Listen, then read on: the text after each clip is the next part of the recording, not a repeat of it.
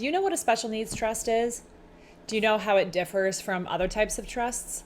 Well, by the end of this video, you're going to know what a special needs trust is and know the difference between a first party and a third party special needs trust and be able to determine which might be most appropriate for you. Hi, I'm Elizabeth Larson, and for the best information on all things special needs planning, make sure that you subscribe to my YouTube channel and hit that notifications bell so that you're alerted anytime that I post new videos. All right, so let's just start with the basics. What is a special needs trust? If a person with special needs has assets, whether that be from an inheritance or from a lawsuit, those assets could disqualify that person from receiving essential public benefits such as Medicaid or SSI that they may need.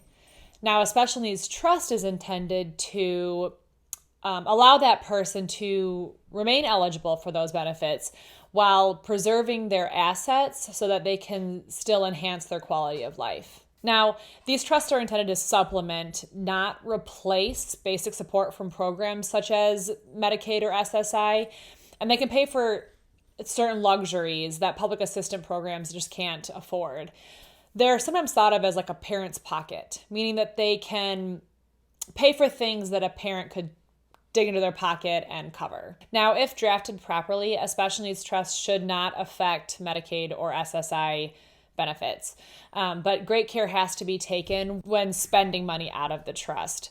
It can get really, really complicated, so it's important to make sure that you sit down with your special needs planner and discuss anything before deciding to make any payments out of the trust. Okay, so there are two main types of trusts.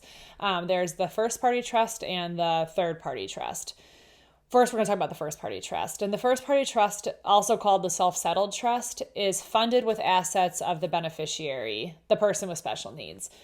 Now, if a person has received an award from a settlement or a malpractice case, those payments can be made directly to a first party special needs trust in order to preserve their benefits or their eligibility for their benefits. Also, if a person has received an inheritance and that money would prevent them from being eligible for their benefits, those can also go into a first party trust. There are a couple of rules that you need to remember.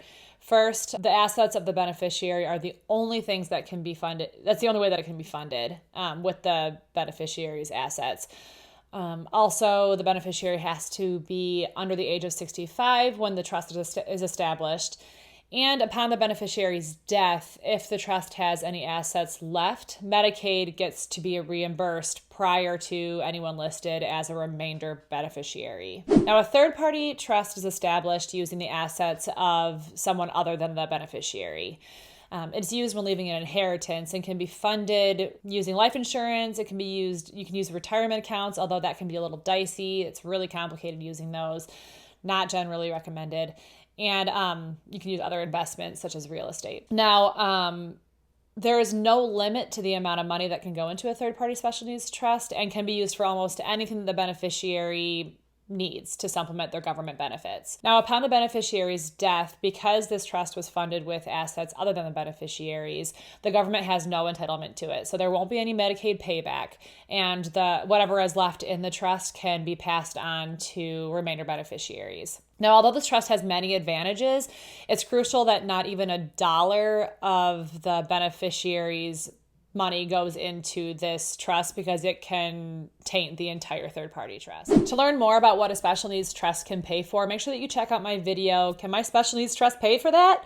The link is in the description, and shoot me a comment and let me know if you have already set up your trust, and if so, what kind. Now, there is a third type of trust called the pooled trust, and this contains funds of many people with special needs and may be appropriate for some people. This is kind of like a first-party trust and a third-party trust, but with a twist, because it is established by a nonprofit organization and the individual beneficiaries create accounts within the larger trust.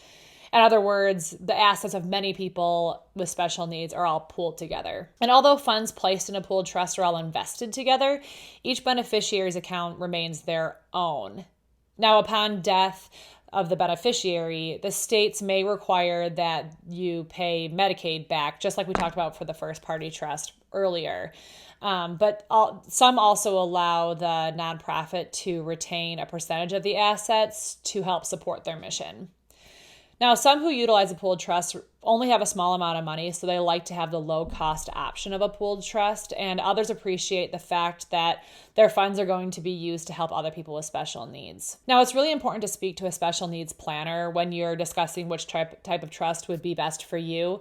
A qualified special needs planner will be able to walk you through the pros and cons of each type of trust so that you can properly establish one. I hope that you found this information helpful, and just please remember that while there are some general basics when it comes to special needs planning, it's important to speak to an advisor specializing in special needs planning for a more individualized approach. Now, if you like this information, make sure that you hit that subscribe button and that notification bell so that you are notified every time that I post new videos, and please share this with a friend. Also, if you liked what you heard today, make sure that you click on that link below to become a client so that we can start coordinating your overarching financial strategy with your special needs plan. Thanks for watching, and remember, planning for your loved one's future today makes for a confident tomorrow.